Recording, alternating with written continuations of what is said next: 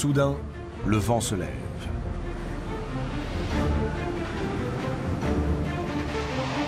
Une formidable houle conduit la flotte d'Ulysse vers une île et la force à accoster.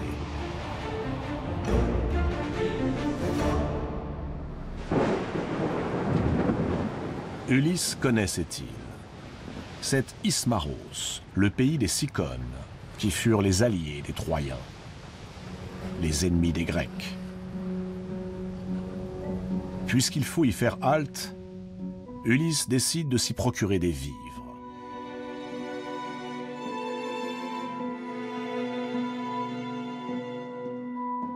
Mais ces hommes outrepassent ses ordres et se livrent au pillage. Ils massacrent les Cicones, puis s'enivrent dans les tavernes.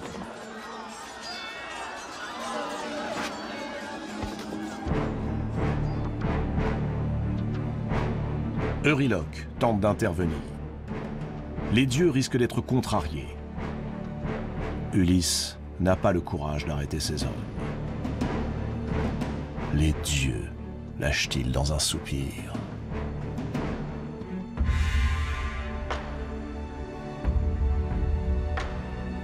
Un vieillard se jette aux pieds d'Ulysse.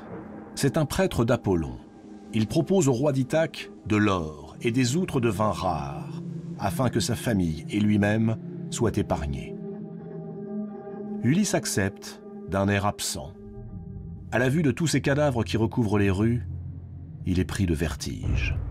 Encore des morts. Mais nous ne sommes plus devant les murailles de Troie. La guerre est finie. Ces nouveaux combats n'ont plus aucun sens. Ulysse ordonne brusquement le retour au vaisseau.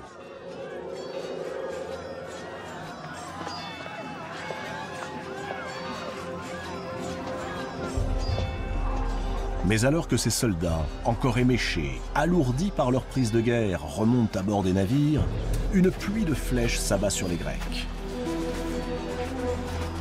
Ce sont les Cicones de l'intérieur des terres, alertés par les rescapés du massacre, qui fondent sur Ulysse et son équipage.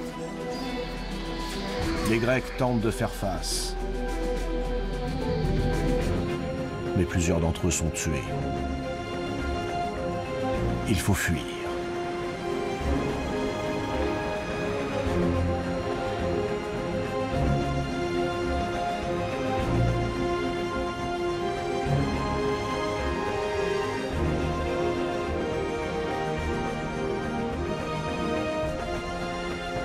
Euryloque fait alors observer à Ulysse qu'ils ont abandonné leurs compagnons morts sans sépulture. L'âme de ces malheureux continuera donc d'errer sur terre, sans but. Jamais elle ne connaîtra le repos éternel. Pour un Grec, c'est le pire des châtiments. Ulysse le regrette, mais ils n'ont pas eu le choix. Zeus et Athéna ont été les témoins de ce qui vient de se dérouler sur l'île des Cicones. Athéna voit-elle de quelle impiété Ulysse, son protégé, s'est rendu coupable en abandonnant les corps de ses soldats morts? Athéna comprend la menace que représente Ulysse. Oui, il bafoue les dieux. Oui, il semble bien qu'il ait cessé de croire en eux. Mais justement, il ne faut pas le tuer, mais plutôt le ramener à la raison. Si Ulysse a réellement perdu la foi, alors le foudroyé n'empêchera pas ses idées de se propager parmi les hommes. Le récit de l'anéantissement de Troie viendra aux oreilles d'autres mortels qui, devant tant de morts qu'ils jugeront injustes et absurdes, se mettront à penser comme Ulysse.